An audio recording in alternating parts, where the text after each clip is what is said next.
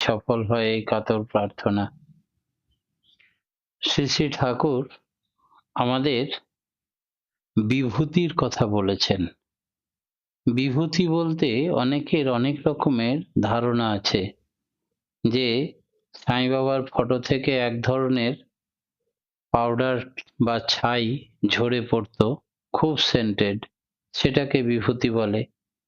কিন্তু ঠাকুর সেই রকমের কোনো বস্তুর কথা বলেননি। ঠাকুর বললেন অনুভূতির সঙ্গে সঙ্গে বিভূতি লাভের কথা অটোমেটিক এসে পড়ে। বিভূতি মানে বি অর্থাৎ বিশেষভাবে, ভূতি অর্থাৎ হয়ে ওঠা, ইষ্টে অচ্যুত অনুরক্তি। এই আনতির ভেতর দিয়ে বৃত্তি বাঁধন যে যতটা কাটাতে পেরেছে সে ততটা হয়ে উঠেছে, বৃদ্ধির পথে এগিয়ে চলতে পেরেছে। বিভূতি এই হয়ে ওঠার বহিঃপ্রকাশ। অবশ্যই ফুটে বেরোবে তার আচার আচরণ, চাল চলন, চরিত্রের মধ্যে দিয়ে। বিভূতিলব্ধ ব্যক্তির আচার আচরণ, চরিত্র হয় ভক্তি স্নিগ্ধ, সুবিন্যস্ত, হৃদ্য, অসৎ নিরোধী, লোকস্বস্তিদায়ক। বিভু মানে যিনি পরম পুরুষ, যিনি, তার উপাসনার ভেতর দিয়ে মানুষ স্বতঃস্ফূর্তভাবে এমনতর বিভূতির অধিকারী হয়ে ওঠে। কিরকম, আমাদের এক গুরুভ্রাতা, সে শ্যালো পাম্প বসানোর জন্য আবেদন করে বহুদিন অফিসে ঘুরছে, লাস্টে হতাশ হয়ে গেছে। ভাবলো এতগুলো টাকা ডিপোজিট করেছি, এখন কি আমার পারমিশন হবে না? এই রকম অবস্থায় ওই রাস্তা দিয়ে পেরিয়ে যাচ্ছিলাম।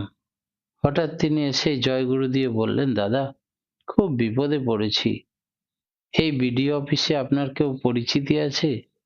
তো বললাম, জানি না তো, কোনোদিন তো যাইনি, পরিচিতি থাকতেও পারে, কেন কি হয়েছে? বলে এই সমস্যা, আপনি একটু আসবেন। বললাম চলুন। তার সঙ্গে গেলাম। বড়বাবুকে গিয়ে হাত জোর করে বললাম, জয় গুরু দাদা। বললে হ্যাঁ জয় গুরু, আপনারা অনুকূল ঠাকুরের শিষ্য নাকি? বললাম হ্যাঁ। ওই আমার এক গুরু ভাই আপনার এখানে। হ্যাঁ হ্যাঁ জানি তো জানি তো। তা বললাম যদি আজকে একটু পাস করে দেন তাহলে খুব ভালো হয়, একটু বসুন। নিয়ে আমাদেরকে একটু বসতে বললো। সে তাড়াতাড়ি ফাইলটা নিয়ে এসে ঝটপট ঝটপট কি করলো, এই টেবিল থেকে ওই টেবিল, ওই টেবিল থেকে বড়বাবুর সই, বড়বাবুর সই করে নিয়ে এসে কাগজ থামিয়ে দিল। বলে যান, পারমিশন হয়ে গেছে। ও তো হতাবাক, সেই গুরু ভাইটি, যা আমি 6 মাস ধরে ঘুরেও পারিনি তা কি করে এক মুহূর্তে সম্ভব? সব তিনি, সব তিনি, শুধু ভেতরে নাম করবেন আর তার বিভূতিতে সব হয়। একেই বলে বিভূতি। অনেকে সিদ্ধাইকেও বিভূতি বলে বোঝেন। যেমন কেউ হয়তো এক মুঠো ধুলোকে এক মুঠো টাকা করে দিতে পারলো। ম্যাজিশিয়ানরা কত কণা পাতার ফু দিয়ে আগুন জ্বালিয়ে দিল। এই যে শুকনো পাতাতে ফু দিয়ে আগুন ধরিয়ে দিল, শরীরকে ইচ্ছা মতো বড় করে ফেললো, ছোট করে ফেললো। এসব দেখে মানুষ ভরকে যায়, ভাবে কত বড় শক্তিধর। এগুলি বিভূতি বলে তারা। কিন্তু ঈশ্বর কোটি পুরুষ যিনি, তার কাছে এসব জাদু বা ভেলকিবাজির মতন ব্যাপার শুধুমাত্র কোনো মূল্য নেই, মূল্যহীন। ভগবান শ্রী রামকৃষ্ণদেব এই জাতীয় সিদ্ধাইকে কুৎসিত বারবণিতার সশব্দে মলত্যাগের সঙ্গে তুলনা করেছেন, একেবারে ন্যাস্সাত করে দিয়েছেন।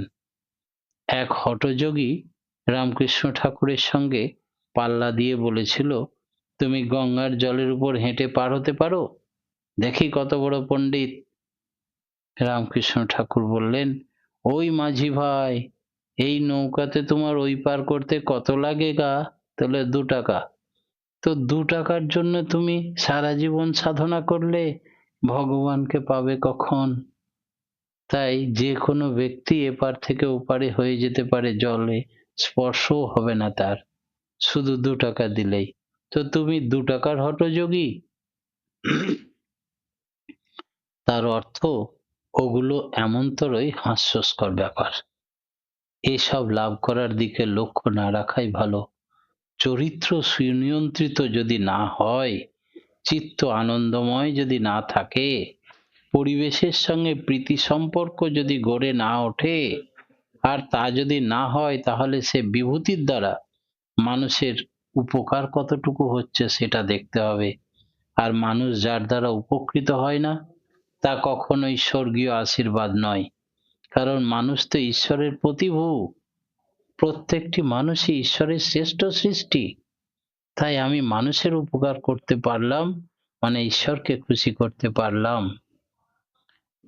তজ্জপস্ত দত্ত ভাবনার ভাবনাম, মানে বিভূতি প্রসঙ্গে আসে পতঞ্জল দর্শনের সেই বিখ্যাত সূত্র তজ্জপস্ত দর্থ ভাবনম, মানে সমাধিপাদ। এর কথায় এই সূত্রটি যথার্থ হলো মন্ত্র জপ করতে হবে, সাথে সাথে তার ভাব অর্থ ভাবনাও জানতে হবে। এই অর্থ ভাবনা শব্দটির একটি মানে হলো অর্থ চিন্তা করা নয়, মিনিং মানে প্রকৃত অর্থ অনুভব করতে হবে। আমরা যে প্রার্থনা করি, প্রার্থনার প্রত্যেকটি কথার যদি মানে অনুভব করে করি, তাহলে সেটা যথার্থ হয়। তাছাড়া ধাতুগতভাবে আর একটিও মানে আছে। অর্থ মানে ঋধাতু, মানে গতি, চলা। আর ভাবনা মানে ভূধাতু, মানে হওয়া। তাহলে অর্থ ভাবনা মানে অর্থের শব্দের অর্থ এভাবে করা চলে যে চলে হয়ে ওঠো, সেইভাবে ভাবিত হয়ে ওঠো। নাম করলে নামের চরিত্র তদানুপাতিক সাধকের চরিত্রে পরিবর্তিত হয়ে যায়। ওই রঙে রঙিন করে তোলে ভেতরে বাইরে। এই হলো তদার্থ ভাবনা। তোমার রঙে হৃদয় আমার রাঙা, আচার্যদেব শ্রী শ্রী বরদার লেখা। এই তদার্থ ভাবনা যার প্রকৃতই হয়, তার কাছে ইষ্টার্থ ছাড়া অন্য কোনো অর্থ কখনোই প্রাধান্য পায় না। ইষ্টার্থই তার ধর্ম, ইষ্টার্থই তার উপাসনা।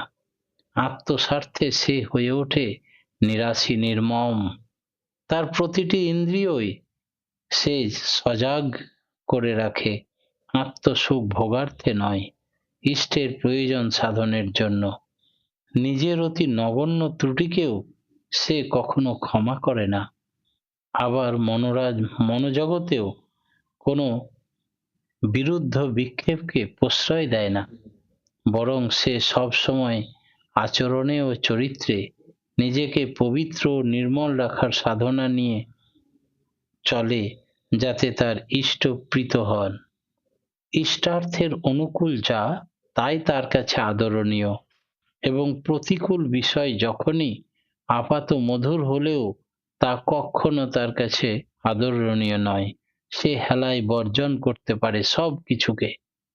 এমনতর চলন দেখে যদি কেউ তার নিন্দা করে, তাকে অপবাদ দেয়, ক্রূর বলে, সমালোচনা করে, তাতে সে মুষড়ে পড়ে না, অবসাদও তাকে ঘিরে ধরে না।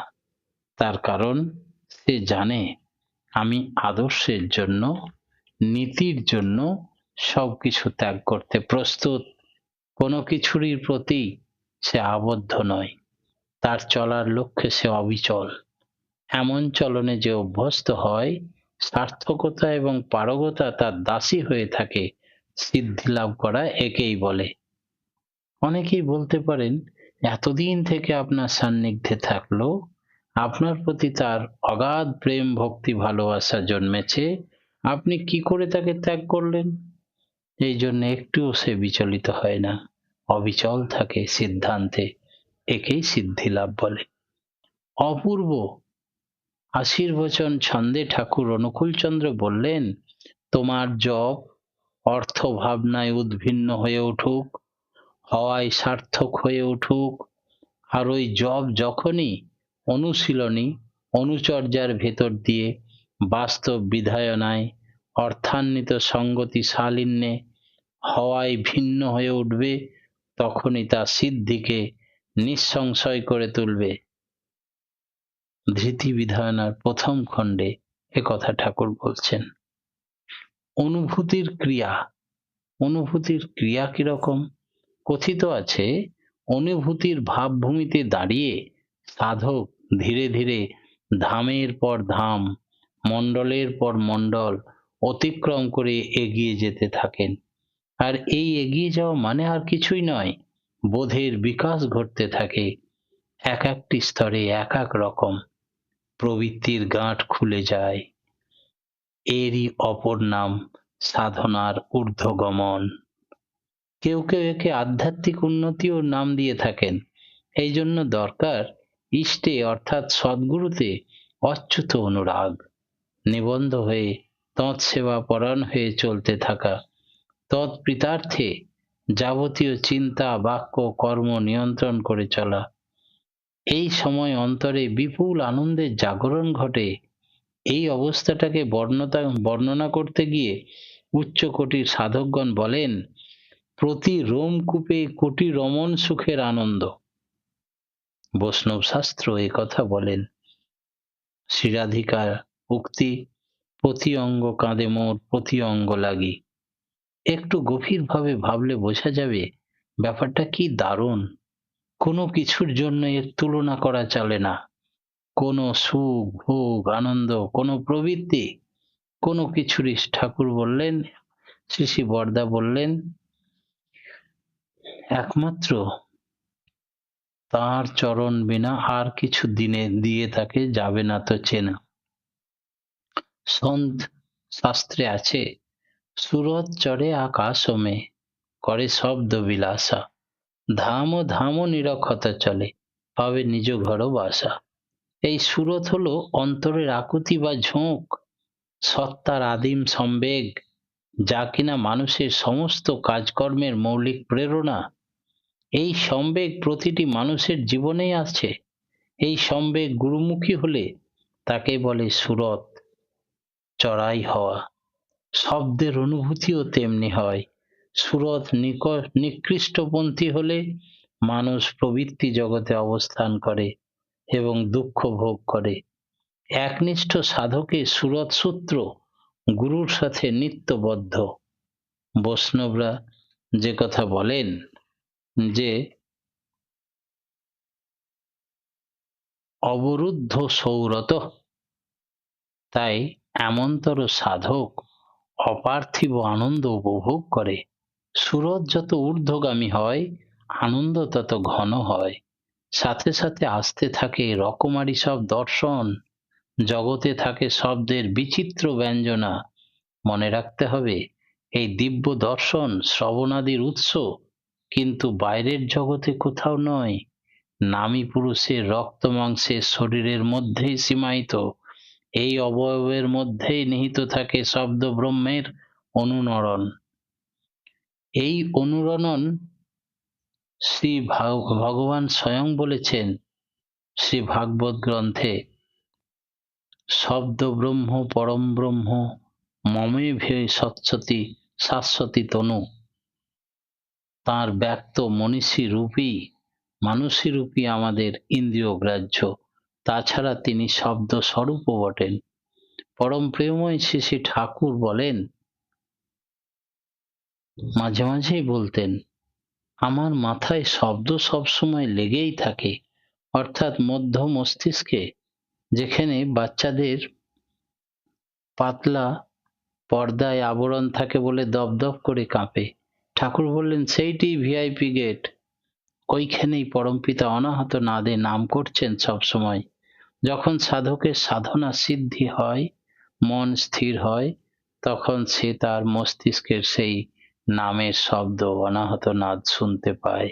ঠাকুর সেটা তাই হামেশাই বলতেন যে আমার মাথায় শব্দ সব সময় লেগেই থাকে। শব্দরূপী তাকে অনুভবে আনতে গেলে তপস্যার তীব্রতা চাই, ক্রমাগতি চাই এবং একানুরক্তি, এই তিনটি অপরিহার্য। তপস্যার তীব্রতা থাকতে হবে, মেরমেরে নয়, ক্রমাগতি থাকতে হবে, কন্টিনিউটি, এবং এক অনুরক্তি। তিনি ছাড়া আর পৃথিবীতে কিছু নেই। যাহা যাহা নেত্র পড়ে তাহা তাহা কৃষ্ণ পড়ে, এই ভাব থাকতে হবে। শব্দ ব্রহ্মস্বরূপ। ব্রহ্ম অর্থের বিস্তার, সংস্কৃত বৃহৎ ধাতু থেকে এসছে। শব্দই বিবর্তিত হতে হতে রূপ, রস, গন্ধ, স্পর্শময় সেই স্থূল জগতের বিস্তার লাভ করে। সৃষ্টির প্রতি স্তরেই শব্দ বিরাজিত। সাধক যখন এক একটি করে শব্দ অতিক্রম করতে থাকেন, তখন জানতে পারেন প্রতি স্তরেই আছে শব্দের বিভিন্নতা। কখনো ঘণ্টার ধ্বনি, কখনো খোলের শব্দ, কখনো মেঘ গর্জন, তো কখনো বাঁশির সুর, কখনো আবার বীণার ধ্বনি। এইসব সাধকরা এই ধ্বনিরই অনুকরণ করে সাধন ভজন পূজনের ক্ষেত্রে মর্তভূমিতে এইগুলো আবিষ্কার করে বাদ্যযন্ত্র হিসাবে সাধনার সময় ব্যবহার করে থাকেন, পুজো অর্চনার সময়, আরতির সময় ব্যবহার করে থাকেন। এগুলো মূলত এসছে সাধকদের সেই সাধনার জগতের শব্দ থেকে। গুরুর উপর অটুট টান নিয়ে যদি কেউ তপস্যা পরায়ণ হয়ে চলে, তবে শব্দ ও জ্যোতির অনুভব তার স্বাভাবিকভাবেই আসতে থাকে। সাধন পথের নির্দেশনামায় আছে যে তখন ডান কানে জেগে ওঠে প্রথম শব্দ স্তর, লক্ষ্য করে এগিয়ে যেতে হয়, ওই দিকেই দয়াল দেশের শব্দ। বাম কানেও শব্দ শোনা যায়, সেটা নিতে নেই, মানে সেদিকে লক্ষ্য রাখতে নেই। বাম কানের শব্দ প্রবৃত্তির, কালপুরুষের ডাক। একদিন শ্রী শ্রী ঠাকুরের সান্নিধ্যে শব্দ স্তর নিয়ে কথা হচ্ছিল। তিনি বললেন, একরকম শব্দ শোনা যায় যা ব্যাও। শ্রী শ্রী ঠাকুর শ্রীমুখের সঙ্গে সঙ্গে উজ্জ্বল হয়ে উঠল, যেন মনে পড়ে গেল সেই স্তরের কথা। বললেন, হ্যাঁ, ব্যাঁ ও বীণার এইরকম শব্দ। প্রতি সময়ে দেখেছি শব্দ অনুভূতির ব্যাপারে নিয়ে যদি কেউ কোনো আগ্রহ প্রকাশ করতেন, সঙ্গে সঙ্গে সেই উপলব্ধির পথে কিছুটা অগ্রসর করে দিয়েছেন শ্রী শ্রী ঠাকুর। তৃপ্ত এবং উৎফুল্ল হয়ে উঠেছেন।